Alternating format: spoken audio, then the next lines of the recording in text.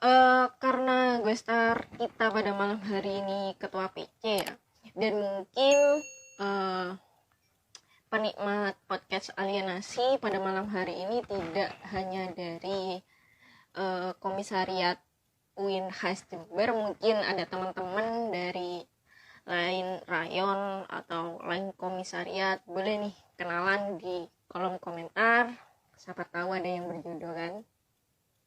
Assalamualaikum Mas Wake, gimana kabarnya? Waalaikumsalam, sehat. Kita Alhamdulillah. gimana kabarnya? Alhamdulillah sangat-sangat baik. Kayaknya ketua PC ini nggak afdol kalau nggak salam pergerakan dulu nih. Gimana? Harus dimulai dulu dong, diawali. Oh iya, ini lagi mulai nih. Kita malam ini kita ngobrol santai aja. Cuma ya tetap sebagai insan pergerakan tetap harus ada konteks yang dibahas untuk bagaimana kita tetap berpikir kan, karena termasuk dari trilogi PMI itu sendiri. Cuma bungkusnya tetap santai ya, Mas Waki. Ya, Lagi sibuk apa akhir-akhir ini? ya sibuk menghadiri agenda, terus ya Hmm. juga ini podcast dan juga ngisi webinar. Ya itu aja sih, mensumpah Uh, orang gitu. Bener-bener itu termasuk job dari ketua PC sih, emang mensumpah. Oh Iya, iya, iya, untuk iya, iya. kita malam hari ini mau bahas tentang korupsi nih. Memang agak berat sih kayaknya, pun saya agak sedikit mengeluarkan effort untuk berpikir nih, apalagi Iya, untuk berbincang-bincang dengan ketua PC ini. Wah, saya sangat-sangat senang gitu dan sangat-sangat terhormat diberi kesempatan untuk berbicara langsung, ngobrol dengan Mas Fakih. Eh, Berbicara tentang korupsi nih ya, Mas. Kayaknya itu sudah siap. menjadi eh, permasalahan klasik di Indonesia gitu lah. Menjadi bahasan discuss of public di mana-mana sejak dari dulu gitu loh. Pun eh, permasalahan korupsi di Indonesia rasanya tak kunjung selesai nih. Rasanya juga tak kunjung Iya, mereda. Hmm. Apalagi di musim pandemi ini kita dihebohkan oleh kasus Menteri Sosial kita. Agaknya pantas tidak sedikit apatis, sedikit pesimis tentang penyelesaian korupsi di negara kita ini. Menurut Mas Fakih gimana? ya menurut saya tidak bijak karena gejala korupsi dan juga potensi korupsi itu kan banyak, sahabat. Kalau yang kita tahu beberapa kejadian korupsi itu kan identik dengan namanya pengadaan barang dan jasa. Dan pengadaan barang dan jasa itu merupakan korupsi terbesar nomor 2 di Indonesia. Ya, Banyak kasusnya, seperti proyek revitalisasi pasar Manggisan, lalu juga pengadaan pengadaan apa namanya pelampung nelayan itu. Nah, itu kalau kita pelajari dari sistem, itu banyak hal yang harus di tracking mengenai satu gejala korupsi ini yang memang jarang disentuh secara kajian oleh kita, oleh pemuda lah. Kira-kira seperti itu. Contohnya apa? Perpres nomor 16 2018 itu sudah mengatur mengenai sistem pengadaan barang dan jasa. Nah, namun di dalam praktis di setiap daerah model mengenai pengadaan barang dan jasa itu ya sangat sangat beragam, sahabat. Misal ada yang menggunakan model elektronik dengan namanya LPSE, Lembaga Pengadaan Secara Elektronik. Unit untuk mengadakan itu namanya kan ULP, Unit Layanan Pengadaan. Nah, beberapa daerah dan kabupaten itu ada yang mengikuti perpres ini dengan bentuk perda. Perwali Kota Tangerang itu mengatur mengenai pola hubungan partisipasi masyarakat dan pemuda mengenai pengadaan barang dan jasa itu. Jadi controllingnya itu jelas. Itu sih, Dek. Kenapa mm, kemudian layak tidak sih kita itu mengulik tentang korupsi? Bagi saya harus. Karena advokasi terhadap korupsi ini gejala-gejalanya banyak. Yang sangat masif itu seperti yang saya katakan adalah pengadaan barang dan jasa yang lazim terjadi dalam korupsi di Indonesia. Itu Hmm. wajib lah, ya wajib lah itu, karena Hmm. ada sistem yang mengatur kan. Benar-benar memang utamanya sebagai generasi muda ya memang kita harus tetap sih sekalipun sebagaimanapun kita harus tetap Hmm. menggalangkan anti korupsi dan terus tetap menyuarakan tentang hal tersebut. Nah, Hmm. ibarat korupsi ini suatu penyakit ya, Mas Fakih, mungkin akan dibedakan menjadi 3 tahap. Ada 3 tahapan dalam hal tersebut seperti elitis, endemik, dan yang terakhir adalah sistemik. Yang mana sistemik ini Ya. sudah sampai mendarah daging gitu loh. Pertama kayaknya kita tuh udah pada tahap itu gitu loh. Kalaupun kita suatu penyakit itu mungkin udah stadium 4 nih. Udah sangat-sangat sakit negeri ini. Eh Pertanyaan saya nih, masih bisakah? Masih bisakah nih? Atau mungkin dari mana kita harus memulai gerakan anti korupsi itu sendiri? Karena agaknya sangat-sangat sulit nih Mas Fakih melihat korupsi itu. Memang kalau dalam ini kan sebenarnya budaya ya, korupsi ini Hmm. akhirnya kejadiannya begitu mengakar dan akhirnya menjadi budaya di dalam sistem birokrasi kita, daerah kita. Kalau saya Ya. sih, kita harus selesaikan secara pelan-pelan mengenai korupsi ini. Saya melihat nampaknya memang partisipasi pemuda dalam upaya intervensi anti korupsi ini itu dalam beberapa daerah cukup lemah, termasuk Jember. Kenapa kemudian saya Ah. menyebutkan dalam konteks pengadaan barang dan jasa itu bisa diintervensi, karena ketika itu dilakukan penguatan secara sistem, itu akan terbangun upaya controlling dari masyarakat, dari pemuda. Katakanlah begini, lembaga ULP yang ada di Jember itu sifatnya adalah ad hoc sementara. Kalau kemudian sistem unit layanan pengadaannya itu adalah ad hoc sementara, maka unit pekerja yang ada di dalam sistem pengadaan itu dia akan bekerja secara ganda. Bukan sistemnya satuan kerja lagi, tapi Hmm. itu akan bekerja secara ganda. Ya, dia bisa bertindak sebagai unit pengadaan, dia juga bisa bertindak sebagai pejabat pembuat komitmen. Nah, upaya-upaya intervensi kebijakan ini bisa dilakukan untuk mendorong misal adanya perda mengenai ULP yang sifatnya ad hoc ini akhirnya menjadi tetap. Kenapa itu terjadi? Banyak kejadian misal di lapangan mengenai gejala korupsi pengadaan barang dan jasa ini. Misal antara penyelenggara tender atau penyedia tender ini dia sudah kong kali kong dulu dengan pejabat, karena pejabatlah yang membuat anggaran. Oleh karena itu kadang dalam sisi advokasi anggaran itu terkadang juga berkaitan dengan sisi advokasi yang potensinya adalah korupsi pengadaan barang dan jasa. Sebenarnya kan tarikan nafas antara anggaran itu kan siapa pemenang anggaran antara legislatif eksekutif. Dia Hmm. yang akan memiliki wewenang besar dalam mengatur anggaran itu. Terkadang rekanan-rekanan yang sudah punya tender ini terkadang sudah memesan di awal mengenai proyek pengadaan. Kalaupun itu sesuai dengan spesifikasi oke, tapi kejadian yang ada dan temuan di lapangan itu ya banyak terjadi penyelewengan. Misal temuan pelampung yang itu sifatnya tidak memenuhi standar yang sudah ditenderkan. Lalu revitalisasi Pasar Ya. Manggis ternyata permainan dari Perindak dan lain sebagainya. Nah, andaikan ada organ pemuda, partisipasi pemuda dalam bentuk komunitas, dan itu adalah skoci-skoci yang menyatu untuk melakukan advokasi itu, saya rasa bisa dalam sistem controlling pengawasan sistemnya, kita. Dan itu saya rasa bisa kita replikasi beberapa contoh di daerah yang sudah sistem ULP-nya itu tidak ad hoc lagi. Nah, Jember ini masih ad hoc, dia ngekor kepada unit ULP, unit layanan pengadaan yang lebih besar. Nah, maka Oh. sistem transparansinya itu akhirnya menjadi lemah.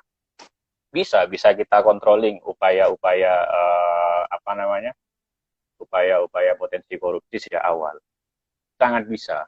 Nah, ini yang pernah dilakukan oleh Tangerang dalam Perwali Kota nomor 17. Jadi partisipasi pemuda itu diwujudkan dalam intervensi pola hubungan masyarakat secara integral itu dengan unit layanan pengadaan yang ada di sana. Karena apa? Sudah ada payung hukum Perpres 16 2018. Karena memang potensi korupsi mengenai pengadaan barang dan jasa ini sangat besar. KPK merilis nomor 2 gejala korupsi terbesar di Indonesia. Ya, Okay. sistem birokrasi yang menjadi bancaan dan mainan lah. Nah, tinggal bagaimana kemudian kita melakukan perluasan kognisi dari sisi anggaran, karena anggaran itu ada mekanisme dan aturan mainnya. Lalu dalam sisi turunan itu, kita bisa melakukan intervensi terhadap sistem yang sudah ada. Saya rasa di Jember ada kok unit yang menangani mengenai itu. Cuman jarang menjadi sorotan karena memang saya rasa kasus korupsi ini kurang seksi barangkali ya. Saya dulu pernah berupaya membuat sistem Devita di sebuah komunitas yang bergerak di anti korupsi pengadaan barang dan jasa, dan nampaknya fenomena turunan itu sangat banyak potensinya terjadi ketika sistem tidak dibangun. Partisipasi publik itu sangat penting, khususnya pemuda, kira-kira seperti itu. Saya Gimana setuju sih gimana? kalau bahwa memang sudah dari awal memang apa itu sudah ada celah-celah untuk melakukan suatu tindak yang menyimpang seperti halnya korupsi, proyek-proyek pengadaan barang dan jasa. Tentunya itu sudah menjadi sasaran yang empuk oleh penjabat maupun pemborong seperti itu. Perjanjian yang tidak sesuai antara MOU dan yang ada di lapangan pun itu sudah sangat jelas. Sehingga memang perlu adanya pengawalan sejak awal ya Mas Fakih untuk bagaimana itu mempersempit celah untuk melakukan tindak-tindak seperti korupsi dan lain sebagainya. Apakah sebagai Ketua PC PMI Jember, apakah PC PMI Jember melakukan gerakan-gerakan aktif untuk mengawal hal tersebut? Kalau genetik dan identitas PC ini kan yang terbentuk dalam beberapa kurun waktu terakhir, itu kan identik dengan agraria. Karena memang kita itu kan middle class dari kita, sahabat-sahabat sekalian. Middle class itu adalah bagian komponen mahasiswa yang itu berada di tengah-tengah antara kelompok elit dan kelompok bawah. Nah, hingga apa? Banyak perjuangan kelas mahasiswa pasca Orde Baru itu di tengah reformasi ini, banyak gerakan mahasiswa yang tidak memperjelas kelas perjuangan yang itu menjadi ikhtiar bersama. Kenapa kemudian kita mengangkat agraria? Karena perjuangan kelasnya jelas adalah masyarakat. Nah, mengenai korupsi ini kan sebenarnya adalah isu elitis kan. Nah, bagi saya kalau PCPMI Jember per hari ini kita lebih mendekat kepada sisi advokasi yang memperjelas perjuangan kelas, yaitu kelas masyarakat. Kita tidak melakukan perjuangan heroisme. Bagi saya dalam melakukan intervensi terkait dengan intervensi terhadap potensi korupsi ini, saya rasa bisa dilakukan melalui skoci-skoci komunitas, jejaring pemuda. Nah, tentu juga kejadian korupsi yang itu potensinya jelas terjadi, ya cabang juga akan dikapi. Cuman kalau dalam rentetan mengawal secara sistem itu, saya rasa lebih arif ketika itu menggunakan komunitas antar pemuda, skoci-skocinya dibangun. Ya, kita sebenarnya terhadap kejadian honorarium kemarin, Ya, ya sangat sangat menolak itu kan. Sebenarnya kita sudah mau sikap juga terkait dengan itu, ya. cuman karena domain beritanya itu sudah sangat luas dan juga mulai juga akhirnya kita tidak jadi rilis. Kita juga sangat menolak terkait dengan honorarium itu. Nah, ini kan sebenarnya permainan-permainan elit dan juga permainan anggaran belanjaan yang dilakukan oleh sekelompok elit. Nah, itu harusnya yang benar-benar dikontrol. Misal adanya komunitas pemuda anti korupsi di Jember yang itu bergerak bersama dan juga melakukan upaya intervensi terhadap itu. Nah, kalau cabang Jember, saya rasa kalau mengenai advokasi yang intens, kita tetap memperjelas perjuangan kelas ini di wilayah advokasi agraria. Itu mengenai advokasi yang lain itu menjadi varian gerakan yang juga bisa kita lakukan. Masalah honorarium itu memang sedikit-sedikit agak shock ya, karena itu bupati kita sendiri gitu. Dan sepertinya Ya, itu dilegalkan ya, dilegalkan atau masalah SK yang sangat-sangat tidak jelas begitu. ya, Kayaknya dikembalikan juga sudah ya, beres tuh masalah. itu kan kebijakan itu kan harus memiliki dimensi manusiawi dan keberpihakan. Termasuk Kita kepada berhak koruptor. ya, iya, kita kan berhak deh, cabang misal mengeluarkan apa namanya pleno BPH, komisariat pleno BPH. Sama, bupati pun punya otonomi untuk mengeluarkan perda misal. Namun apakah kemudian itu memiliki dimensi keberpihakan dan kemanusiaan? Nah, dalam konteks honorarium itu tidak memiliki dimensi sama sekali. Loh, Hmm. kalau dari Permendagri itu kan jelas honorarium itu di luar jam kerja seperti sifatnya monitoring itu terhitung di luar jam kerja, bisa mengambil gaji. Nah, kenapa kemudian yang dihitung itu adalah lubang yang identik dengan nyawa manusia, satu liang lahat kubur itu dihitung 100.000. Kenapa kemudian tidak dihitung berdasarkan besaran jam di luar kerja? Apakah kemudian terkait kejadian pasien COVID yang wafat itu selalu di luar jam kerja? Kan enggak. Nah, Ya, harusnya kalau mau lebih arif dan bijak, oke lah itu misal hak yang itu ada acuan SK dan juga aturan main dari atas. Cuman kan harus bijak dalam mengambil dimensi kemanusiaannya. Misal dihitung dalam jumlah jam monitoring di luar jam kerja dan itu kemudian diakumulasi menjadi honor. Itu kan lebih bijak saya rasa. Nah, yang tidak bijak itu kan akhirnya satu manusia itu dihitung 100.000. 100.000. Nah, justru ini akan melegitimasi kepada masyarakat di bawah, upaya-upaya terkait dengan edukasi bahwa adanya COVID itu nyata di masyarakat bawah. Nah, justru akan memainkan persepsi liar. Oh, kalau gitu kejadian di COVID kan itu tujuannya untuk ini, padahal bukan COVID-nya, cuman kebijakannya. Nah, ini persepsi yang dan juga kebijakan yang tidak berimplikasi pada kebijaksanaan dan juga kemanusiaan. Ini yang harus kita sesalkan. Nah, ini sebenarnya kan permainan korupsi juga, kira-kira seperti Sehingga itu. itu akan malah memperbesar gitu skeptisitas di antara masyarakat tentang pandemi ini gitu loh. Justru itu akan Iya, memperparah benar-benar. keadaan gitu loh. Akhirnya trust issue kepada pejabat publik utamanya. Ya, yang kita bahas ini Bapak Bupati kita pun itu akan terus meningkat mengenai trust issue-nya gitu.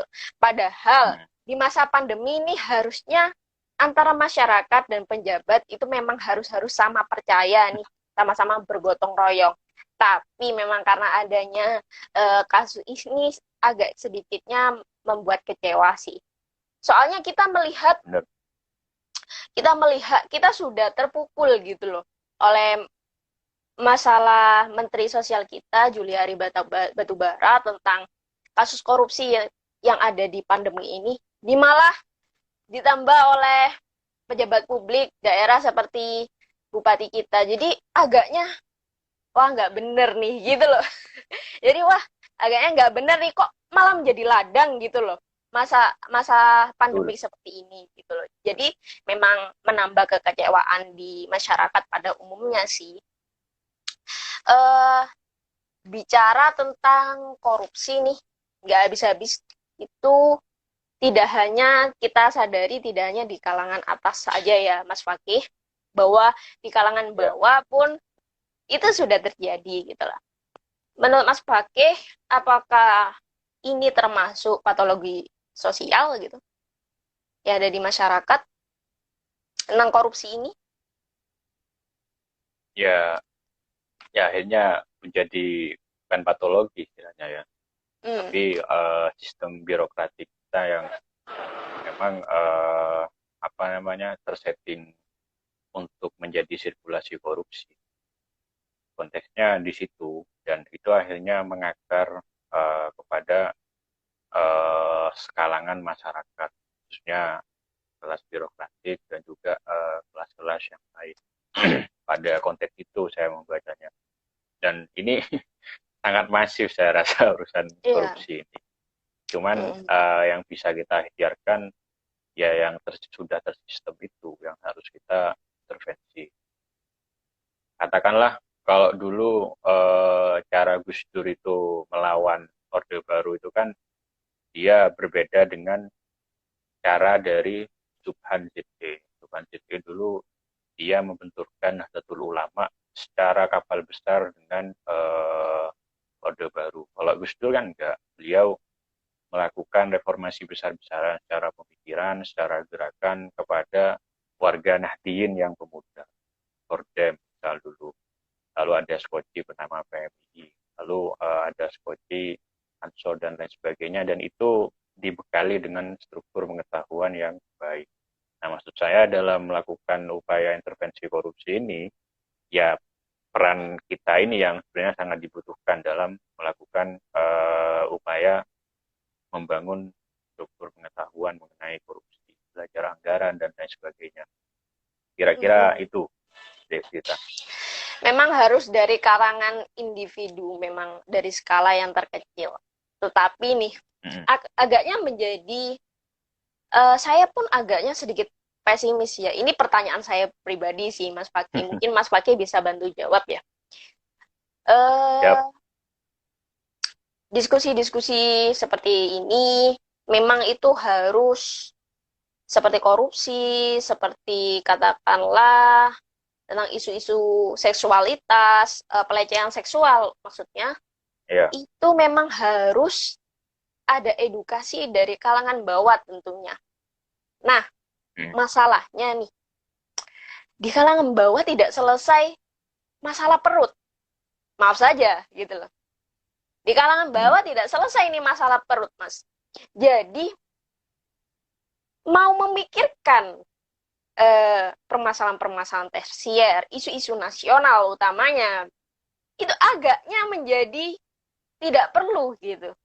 Sehingga kita sebagai mungkin gerakan edukator menjadi mahasiswa kan juga mengedukasi masyarakat menjadi tugas kita, agaknya menjadi wah gimana sih ini masalah masyarakat ada masalah itu aja belum selesai apalagi kok mikirin yang lainnya.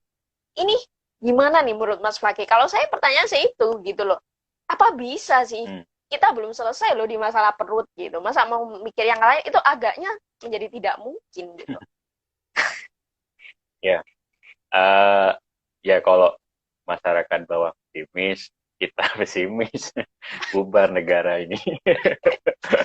Ya itu. Saya Jadi rasa harus gimana gitu. harus dipahamkan dulu logikanya. Saya kan sudah menjelaskan panjang lebar.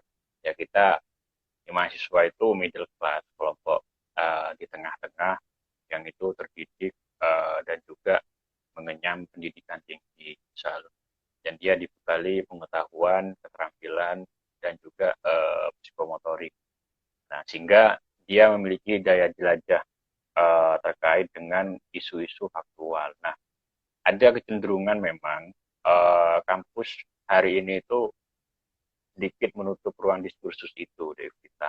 Iya, iya, iya, iya. Memang kewajiban kita untuk bekerja itu ya wajib memang pasca kuliah. Cuman kurikulum yang hari ini dilahirkan dan dirumuskan itu kan cenderung untuk mencetak kita menjadi pekerja pada akhirnya.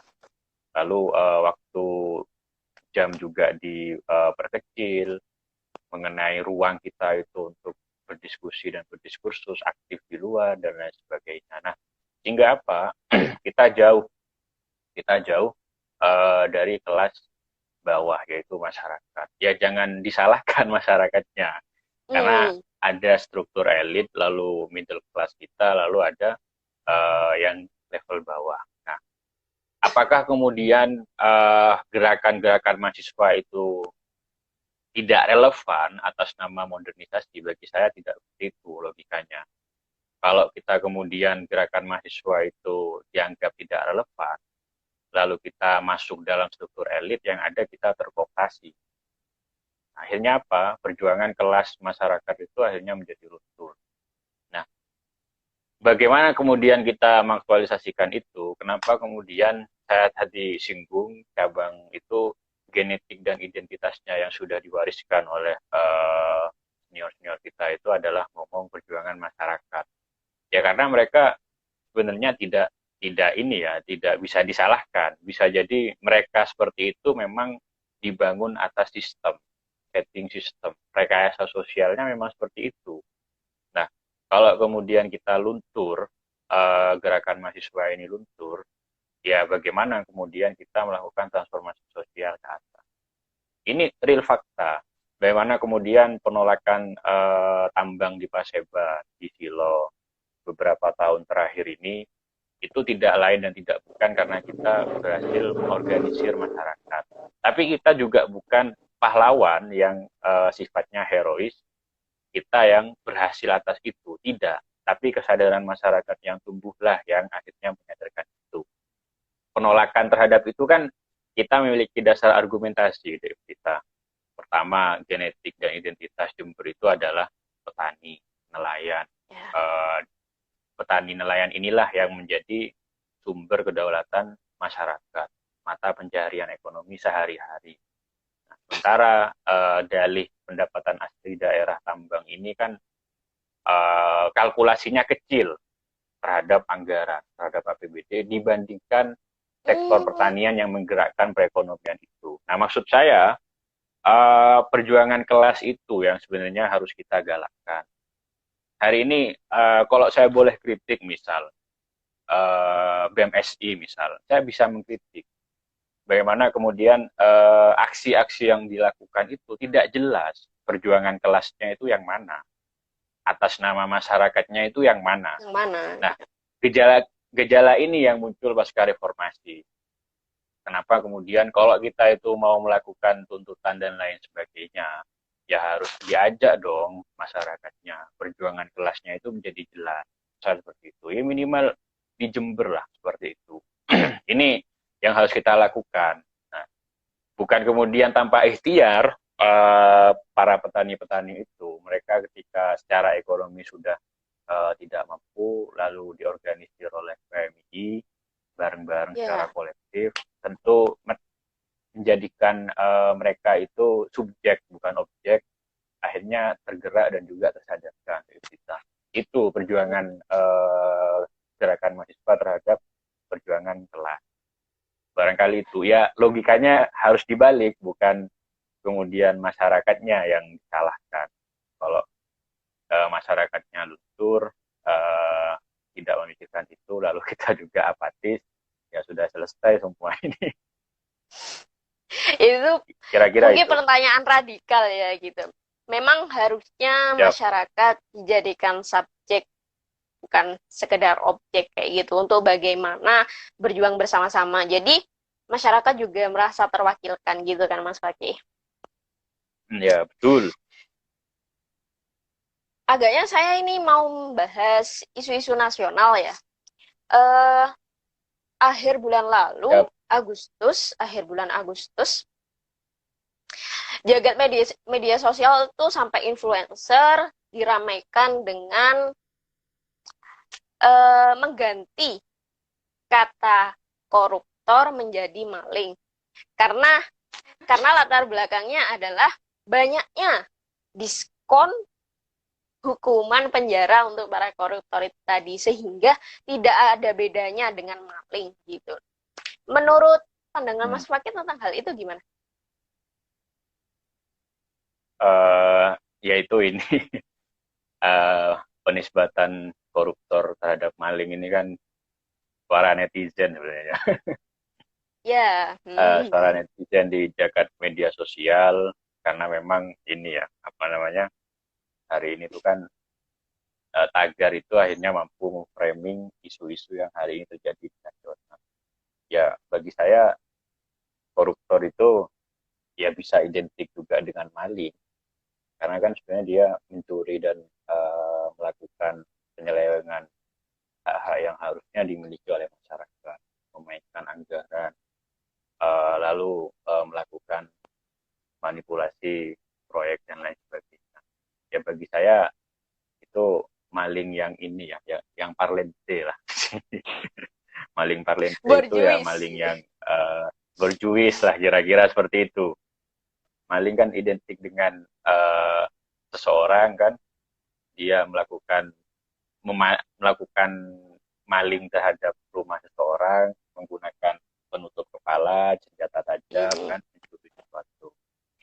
Nah itu ada istilah maling parlente, maling berjuis, kira-kira kan gitu kalau dalam Iya, iya. konteks korupsi yang hari ini terjadi. Kira-kira itu sih. Jadi Mas Fakir nyamannya manggilnya maling atau koruptor nih? Ya kalau dalam bahasa yang apa namanya, bahasa yang umum koruptor lah. Kalau mau bahasa satir itu maling berjuis bisa. Hmm, Kalau sarkasnya kan agak. koruptor. Kalau satir ya bisa maling berjuis, maling parlente itu kan. Soalnya kayaknya Kira-kira itu. malah bangga nih para koruptor keluar pakai rompi oranye malah ketawa-ketawa. Jadi kok jadi netizen itu kayaknya wah nggak malu gitu, nggak ada malunya. Jadi sampai akhirnya keluarlah tagar itu dan akhirnya rame. Lumayan berpengaruh banget netizen kita ya. Ya, Agaknya kuat loh. sangat Jadi berpengaruh. mengangkat isu nasional itu rame sekali, luar biasa.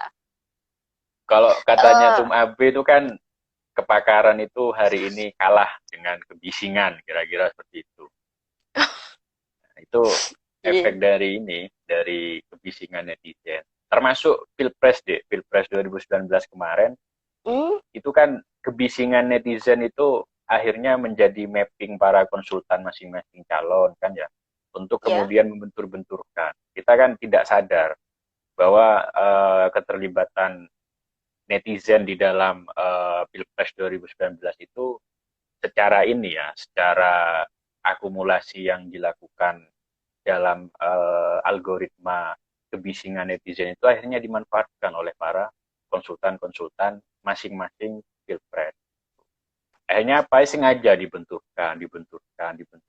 Nah, maka saya sangat sepakat akhirnya kebisingan itu mengalahkan segalanya. Nah, memang Iya, iya, iya. dimodel untuk berdiaspora menjadi kedua belah pihak. Ini juga berkaitan dengan revisi undang-undang mengenai kebijakan threshold itu di atas angka 20%. Ya kan, Hmm. muaranya situ. Nah, maksud saya lebih bijak lah dalam berargumen, dan ternyata itu kan ya menjadi alat bagi para konsultan untuk bisa dibentur-benturkan. Kira-kira itu. Emang karakteristiknya citizennya Indonesia ini unik sekali gitu loh. Satu rame bisa satu Iya. Indonesia rame gitu loh. Jadi Iya. menggiringnya itu sangat mudah sekali sehingga itu tentunya akan menjadi sasaran empuk atau memang dapat disalahgunakan. Mungkin ada sisi positifnya juga, tapi kita tidak bisa Betul. memungkiri pasti ada sisi negatifnya. Eh Ngomongin tentang masalah PPKM nih, banyak Oke. sekali diskon. Sampai termasuk yang sudah saya bahas sedikit tadi, diskonnya hukum para koruptor gitu. Seperti sebentar, seperti kasusnya Pinangki hanya jadi 4 tahun, seperti kasusnya Mm-mm. suap Joko Chandra hanya menjadi 3,5 tahun. Agaknya diskon tidak hanya terjadi di mal-mal gitu loh, tapi terjadi di hukum Iya, Indonesia gitu loh. Apakah itu memang fenomena yang benar-benar real kita rasakan saat ini, Mas Fakih? ya saya kira ya memang ini apa namanya gejala hidden agenda itu kan terjadi juga di dalam proses penyelenggaraan hukum kita. Jelas-jelas misal Julian Batubara ya, Mensos itu harusnya dihukum mati harusnya karena korupsi bansos COVID ya itu ada aturan mainnya. Namun ya yang terjadi ternyata cuma dihukum 12 tahun. Nampaknya memang permainan-permainan hidden agenda itu memang terjadi. Dan juga pernah juga kan Najwa Shihab itu deh membedah kan mengenai tahanan koruptor pejabat negara yang mewah Iya. ya yang memang bisa membeli tahanan misal ya itu akhirnya memang mengakar pada budaya korupsi Iya, kita dan pada penyelenggaraan hukum kita. bahwa Ya, itu saya diliput. bukan pesimis, bukan pesimis, Hmm, bukan pesimis saya kemudian mengatakan seperti ini, tapi karena kapasitas saya terlalu jauh untuk melakukan upaya terhadap itu, tapi minimal analisa saya memang hidden agenda ini eh, memang mengakar terjadi dalam fenomena Indonesia ini sendiri. Saya kira itu jelas itu membeli tahanan mewah, lalu remisi potongan dan lain sebagainya. Ya itu agak jelas lah saya kira. agaknya itu menjadi Kasus ini rahasia juga publik misal gitu. Kenapa? temuan ini siapa kemarin terakhir Nia Ramadhani sama Hmm, suaminya itu mengenai kasus narkoba, tahu saya itu tidak sampai proses hukum, hanya dilakukan apa namanya apa itu kalau proses ini perbaikan itu rehabilitasi. Tahu rehabilitasi. saya cuma Iya, dilakukan memang proses benar. ya proses rehabilitasi. Yang itu kan berbeda lagi kalau misal yang memakai itu orang-orang yang kalangan menengah ke bawah. Saya juga tidak tahu kemarin itu termasuk mengedarkan apa pemakai. Kalau itu kategori mengedarkan, ya harusnya sudah dapat hukuman, ternyata rehabilitasi. Iya, Dan banyak artis yang akhirnya di penjara ketika itu iya, terjadi. Nah, ternyata memang ada beberapa yang hanya rehabilitasi. Itu kan isu-isu elit sebenarnya, isu-isu elit yang itu menjadi mainan para pemangku kebijakan yang sudah sangat mengakar kira-kira. Kira-kira itu. memang itu menjadi sistemik gitu ya. Iya.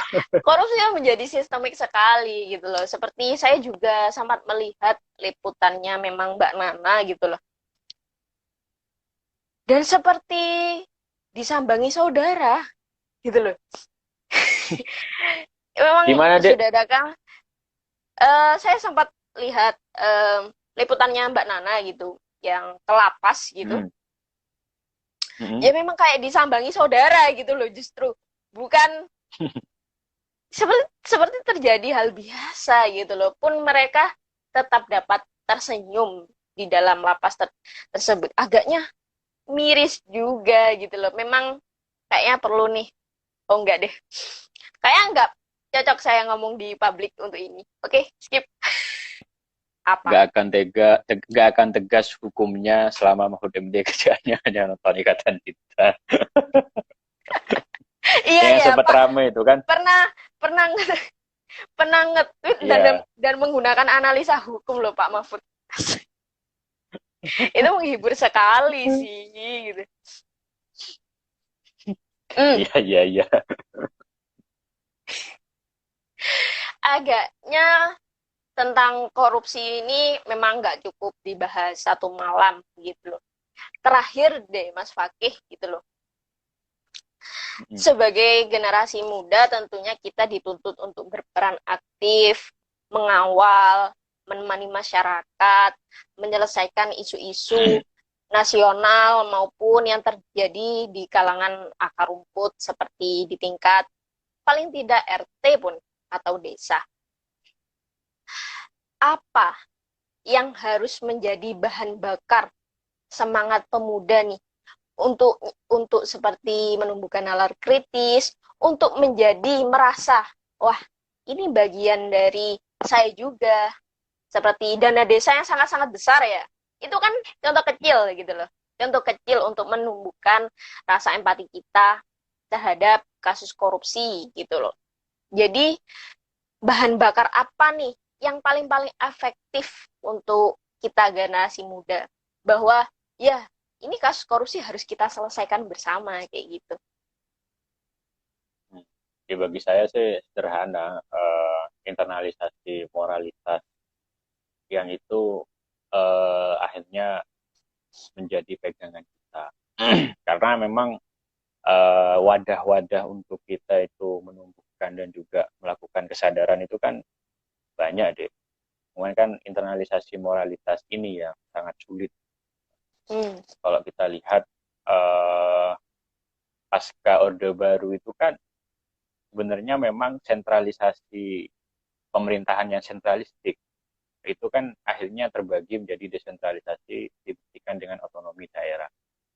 Tapi kan justru melanggengkan praktek-praktek yang di luar keabsahan dan juga di luar konsensus masyarakat banyak. Ya kan ada praktek dinasti. Kemarin kan yang lagi rame bupati yang dinasti itu kan kena tangkap. Kan tetangga sendiri. Nah, ini kan menjadi dilema akhirnya. Cita-cita demokrasi di era reformasi itu akhirnya terkooptasi oleh demokrasi yang sifatnya oligarki, demokrasi yang diatur oleh beberapa kalangan, beberapa golongan saja. Namun justru lalu juga fenomena kos politik yang sangat mahal. itu kan akhirnya menumbuhkan budaya korupsi sebenarnya, kos politik yang mahal, misal termasuk di desa, saya rasa termasuk di desa kos politik yang mahal. Ya bagaimana kemudian dia mengembalikan modal. Bagi saya sederhananya memang tidak dake-dake lah, tapi internalisasi moralitas itu yang menjadi penting. Dan itu harus dimulai dari bawah. Wadah PMII pun wadah Nahdlatul Ulama atau wadah-wadah internalisasi nilai-nilai yang ada di setiap organ itu, tapi tidak terbangun hidayah dan moralitas bagi warga dan kader-kadernya, ya sama saja sebenarnya melanggengkan praktek-praktek yang sudah terjadi. Bagi saya internalisasi moralitas ya yang harus kita paham. Ngapain sih lalu kita sampai menjadi konglomerat besar sementara kebutuhan keseharian, kebutuhan pendidikan dan juga kebutuhan ibadah itu kan sebenarnya kalau sudah cukup, kenapa harus konglomerat, watak-watak hasrat dalam diri yang tidak puas itu juga harus dihilangkan dari internalisasi moralitas. Sejauh apa sih usia kita itu bertahan? Pak iya sampai 200 tahun kan enggak, misal ini melakukan muhasabah diri misal kalau usia kita itu cuma 60 tahun, 30 tahun lagi, 40 tahun lagi, ya kira-kira tidak harus menjadi konglomerat yang sangat besar misal. Oke, konglomerat yang besar tapi yang memang itu memiliki keberpihakan dan juga jalan yang baik dalam mencapai itu. Nah, itu internalisasi moralitas yang sangat sederhana yang bisa kita lakukan. Ya, kalau gejala ini sudah mengakar, sehingga ya bagi saya untuk menumbuhkan semangat itu bukan kemudian kita harus melakukan ini dan ini, minimal internalisasi moralitas yang bisa dilakukan oleh sahabat-sahabat dan juga masyarakat. Kira-kira begitu. Jadi itu memang hal yang paling sederhana. Kita nggak usah muluk-muluk dulu untuk melakukan gerakan anti korupsi. Itu hal yang paling terpenting sih.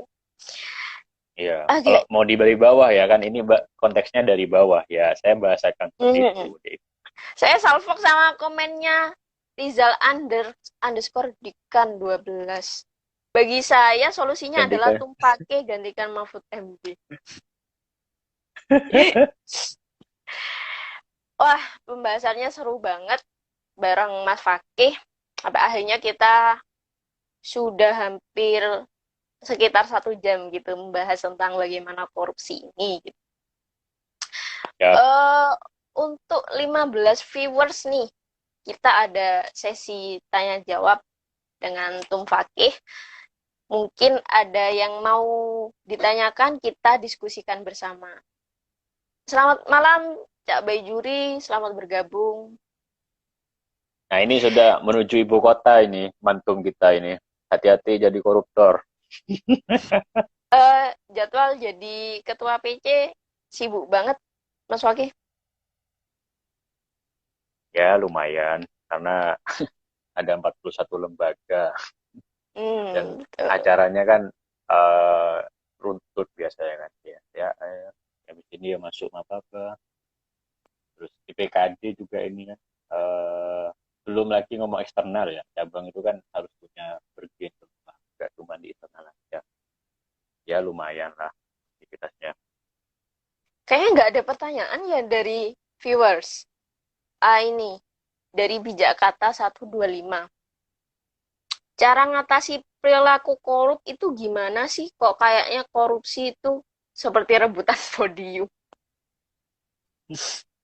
Iya, justru dari podium itu ya kita mendapat kesempatan untuk korupsi. Coba, Nah betul. Mas Fakih, gimana? Mungkin bisa sedikit jawab. Cara ngatasi perilaku korupsi gimana sih? Kalau saya ulas kembali ya. Sebenarnya kalau dalam beberapa gejala korupsi yang potensinya besar itu, ya saya katakan yang terbaru ini pengadaan barang dan jasa. Karena memang potensi main di anggaran, dilelang, lalu di kong kali kong tendernya itu sangat, atau manipulasi terkait dengan proyek itu, lalu kemudian spesifikasi barang yang tidak sesuai dengan keinginan, lalu kemudian uh, konflik of interest, konflik kepentingan. Konflik kepentingan maksudnya pejabat memiliki garapan proyek yang besar misal. Dia sisipkan dalam anggaran dan juga sudah diselesaikan proses pengadaannya. Banyak gejala-gejala ini. Nah, yang bisa dilakukan dalam pola hukum perilaku itu ya memperkuat sistem itu.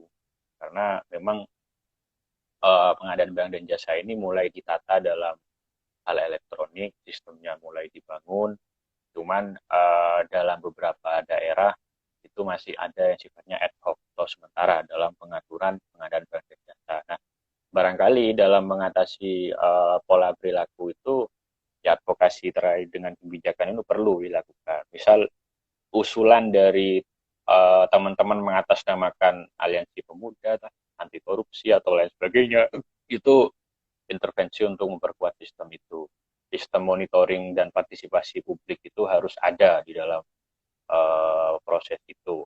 Misal proses penganggaran, lalu perencanaan, biasanya main di perencanaan. Nah, maka sistem Hmm, yang dibangun dalam perda itu misal diusulkan ada partisipasi pengawasan publik dalam beberapa besaran anggaran berapa kalau itu sistemnya pengadaan. Karena kan ada yang penunjukan langsung, ada yang memang melalui pengadaan. Itu kan ada besaran-besarannya. Barangkali dalam mainan yang besar itu, cara intervensi pola perilaku itu bisa dilakukan dengan intervensi kebijakan. Ya, itulah yang bisa dilakukan Perwali Kota Tangerang tahun 2017 itu kan itu mengatur pola hubungan masyarakat anti korupsi dengan proses pengadaan barang jasanya itu.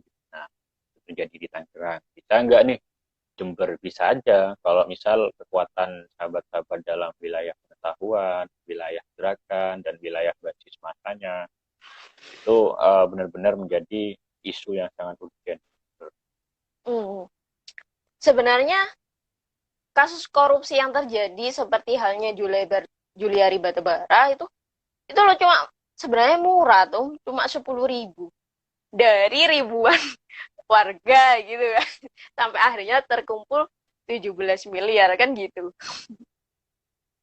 Ada pertanyaan lagi nih dari Mifta underscore XF.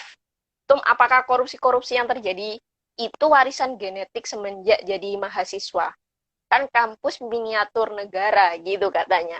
Pun kita ketahui Hmm, aktivis-aktivis 98 dahulu pun sekarang menduduki kursi-kursi strategis di pemerintahan gitu betul. loh. Jadi gimana nih pendebatnya Tung Paki? Agaknya sensitif, memang Ah, agaknya sensitif. soalnya ini kalau saya dulu saya kurang memahami secara detail ya, Devita. Karena dulu ketika saya itu proses di Intra, ya bagi saya juga saat itu kepala bidang, ya saya juga belum pernah menjamah mengenai itu. Karena kan memang jadi perembukannya beberapa orang saja terkait dengan anggaran. Tapi dalam proses acara, proses transparansi biasanya namanya forum mahasiswa antar ketua UKM, BEM, sama himpunan itu sudah berkumpul dengan Wadek sejak awal menjabarkan kira-kira besaran anggaran itu untuk intra ini segini dalam setahun. Nah, dalam proses perjalanan program kerjanya ya bahkan sampai kurang kalau setahu saya deh kalau di intra saya dulu di FTP di UNED Ya.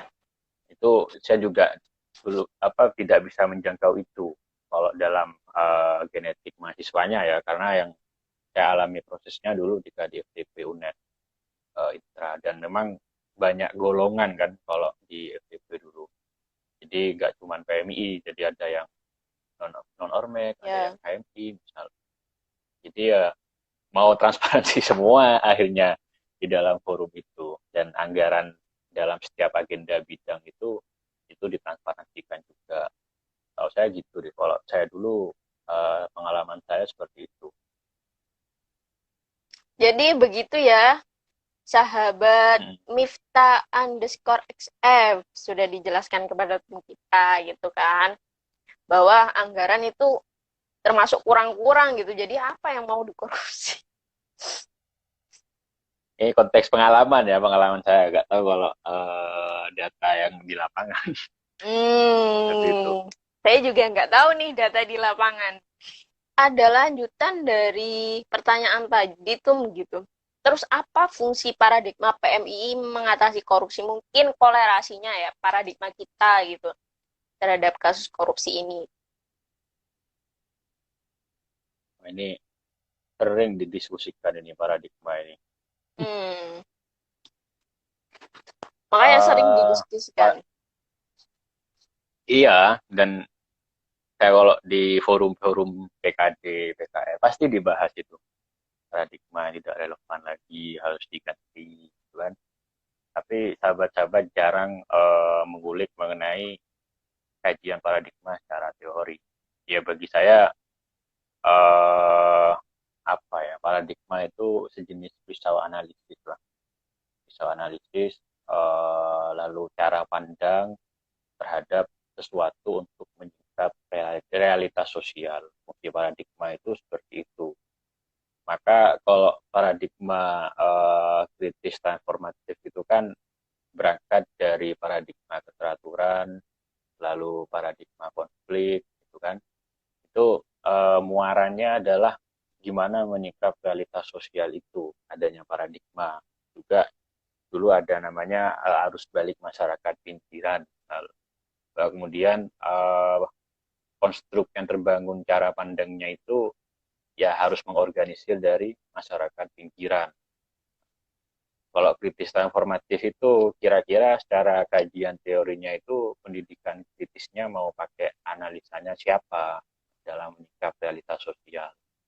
Kalau pakai Paulo Freire berarti menyikap mengenai kebebasan pendidikan. Kira seperti itu. Mau pakai paradigmanya Gramsci misal konteksnya adalah pada perubahan sosialnya. Dan saya rasa pendekatan teoritiknya yang harus diperjelas kalau ngomong fungsi paradigma terhadap korupsi. Ya, misal paradigma kritis transformatif, pendidikan kritisnya misal untuk melakukan perubahan sosial di dalam sistem birokrasi yang itu sudah sangat korup. Nah, di situ saja sebenarnya fungsi paradigma. Cuman kita banyak memperdebatkan apa ya, memperdebatkan media penggunaan paradigma ini, rekayasa sosialnya itu seperti apa, itu yang banyak diperdebatkan memang. Apakah demonstrasi itu sebagai proses transformasi sosial itu relevan tidak relevan, enggak ya. Itu sering dibahas lah paradigma itu, tapi saya bagi saya pandangan teoritiknya saja yang harus dikritisi, bukan relevan tidak relevannya. Kalau pandangan teoritiknya itu sudah ditakar betul, dianalisa betul, baru menentukan relevan tidak relevan. Kalau konteks paradigma seperti itu, sudah ada penyebutan paradigma kritis, transformatif, produktif, gitu kan. Berarti paradigma kritis transformatif yang dulu itu tidak produktif lah, kira-kira gitu. Ya itu kajian teoretiknya juga saya kurang paham. Ketum PB, Ketum AB hari ini maksud dari paradigma kritis transformatif produktif itu seperti apa. Karena setiap agenda gerakan dan juga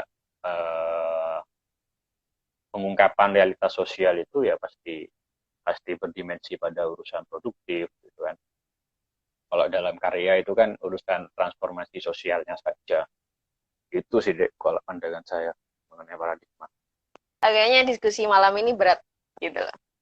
Ada yang coba menyinggung pembahasan Tum tadi tentang PBJ, pengadaan barang dan jasa itu. Agaknya tadi sudah Tum Fake jelaskan secara rinci ya, cuma ini ditanyakan kembali. Bagaimana mengidentifikasi pengadaan yang berpotensi terindikasi korupsi?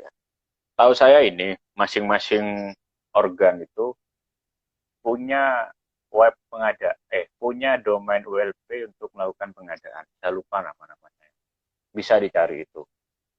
Sederhananya misal UIN ya, UIN khas hari ini itu melakukan perbaikan, renovasi dan lain-lain. Biasanya sudah menggunakan pengadaan secara elektronik. Yang harus diidentifikasi itu proses perencanaannya itu transparan enggak. Lalu setahu saya tender itu ada batasannya. Jadi tender itu dikeluarkan, lalu pemenang tender itu diumumkan, itu nggak cepat. Itu ada waktu. Saya lupa kalau rentan waktunya, cuman kalau terlalu sebentar nampaknya sudah selesai di belakang. Nah itu potensinya juga bermasalah. Banyak sih. Tahu saya ada 3 tahap itu, ada penganggaran, perencanaan, pelaksanaan. Biasanya main di perencanaan itu. Kalau cara elektronik bisa dilihat misal instansi misal ya dianalisa melakukan proses penganggaran ini. Itu ada prosesnya, penjelasan di dalam ULP elektronik itu. Ya kalau dilakukan cara bodong ya akan kelihatan sebenarnya di perencanaan itu. Nah, ya munculnya akan praduga, misal sistem tendernya terlalu cepat, lalu proses transaksinya itu tidak transparan. Ya praduga akhirnya ada apa terjadi seperti itu sih gejala-gejala gimana kita melakukan analisa terkait dengan pengadaan barang jasa. Ini juga misal proses penganggaran itu kalau sudah diketok palu, itu kan sektornya banyak deh. Ya. Itu kan sudah banyak ya sektor yang akan digarap kan banyak. Nah, kita tinggal lihat nih aset dari DPRD atau bupati, nah itu apa saja.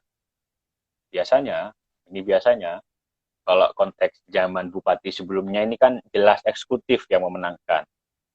Nah, terkadang pada beberapa aset yang dia miliki akan digunakan di dalam proses tender penganggaran. Itu banyak konflik-konflik interest seperti itu yang terjadi pada proses penganggaran, proses pengadaan barang dan jasa. Lalu kemudian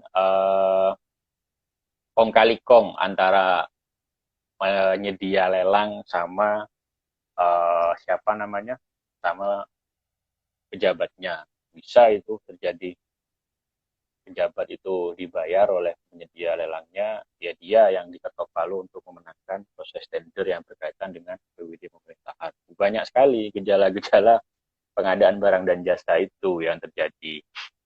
Banyak lah, saya rasa Hmm. sahabat-sahabat bisa dipelajari lah mengenai itu. Maksud saya kan struktur isu yang bisa kita tekuni itu kan akhirnya luas spektrumnya. Kira-kira gitu. Pertanyaan dari sahabat-sahabat nih kayaknya yang tanya saja. Sangat-sangat banyak ya. Akan tetapi mohon maaf waktu kami untuk podcast terbatas gitu. Agaknya bisa dilanjutkan di diskusi lain hari gitu loh.